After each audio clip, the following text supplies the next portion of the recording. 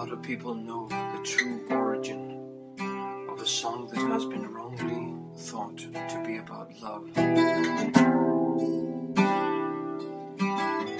when really it is a magical song from long ago about hate and vengeance.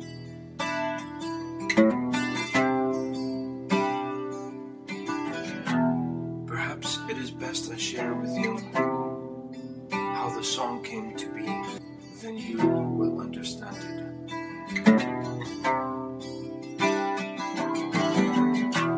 Once upon a time, in the city of Scarborough in England, there lived a poor street beggar. He had no home and lived on the street at the mercy of the elements and the charity of those who passed and took pity upon him.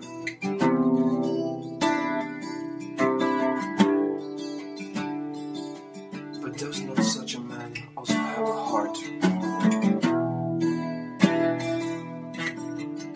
Some small fragment of pride.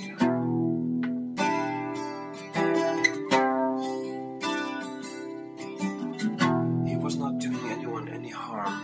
It was just unfortunate.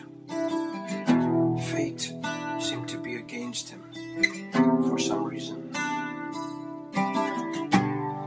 Perhaps it was that he was from a family who had practiced witchcraft.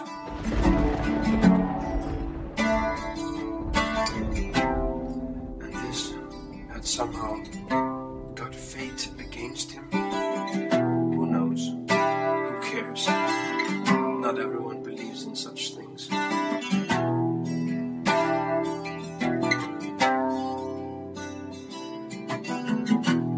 In Scarborough every year there was a fair where merchants would gather to trade. They set up stalls and this went on for many days.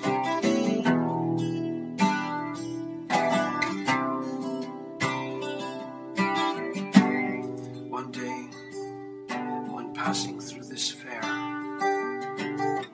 the beggar saw the most beautiful woman that he had ever seen. For him it was love at first sight.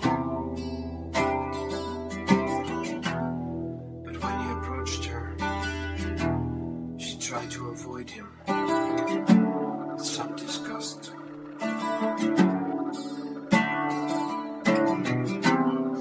Not sure how to make his honorable intentions known, or when he'd ever see her again. In the middle of Scarborough Fair, he sank to one knee and asked her to marry him.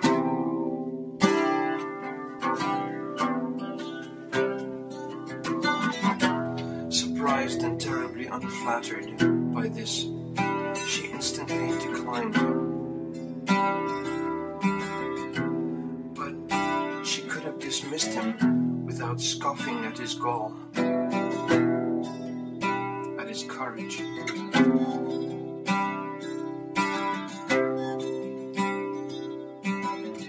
A sentiment echoed by all those around them, and they laughed at this beggar, who instantly became the talk of the town. The beggar who proposed at Scarborough Fair.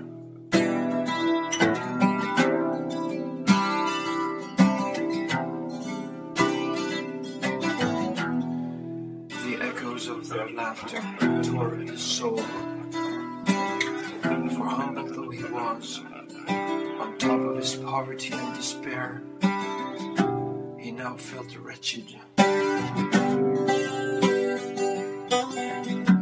And so under his breath, he uttered a curse upon her. If he could not have the one he considered his true love, let no one have her.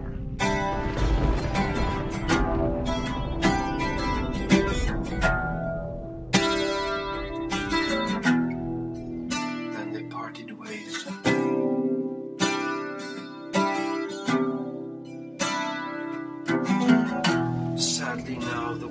was out, people who passed this presumptuous beggar did not give him anything. And eventually, on the verge of starvation,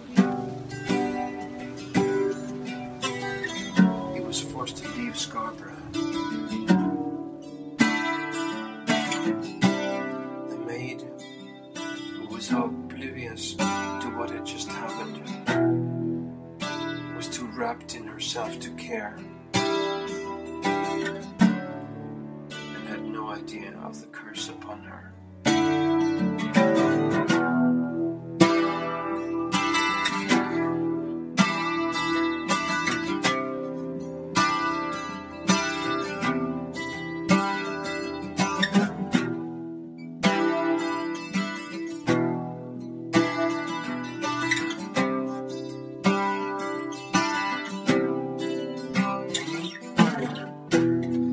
Eventually, like all attractive women, she got a suitor. He was a merchant's son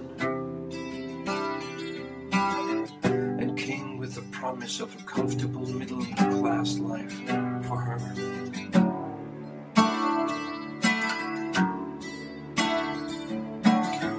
The day after they were engaged, he was run over by a carriage in the street.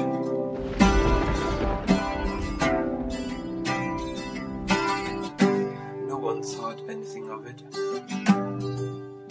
Things happen, and life goes on. And eventually, she got another suitor.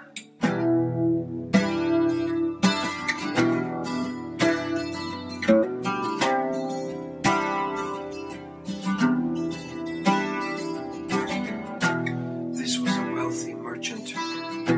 He had made his fortune making shrewd investments in other people's businesses. The day after they were engaged, he died of a heart attack. And now people started to talk.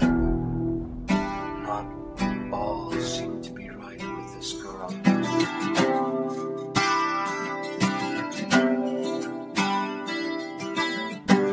Scarborough Fair attracted not only local people, but also merchants from abroad. And so it was that her next suitor came from America, a land far away. He was a well-traveled man whose family was said to own vast cotton plantations in the southern states. He made no secret of his admiration for this woman and ended up proposing, despite having heard what befell her other suitors.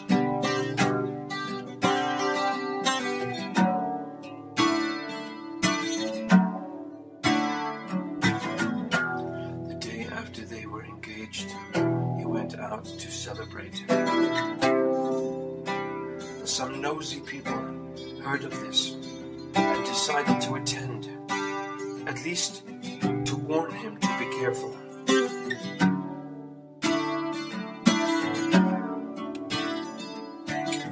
Not pleased with the tone of the people who were speaking of his wife to be, a fight broke out. And as if a reminder of how frail we really are, a chair hit him in the head, and he never regained consciousness.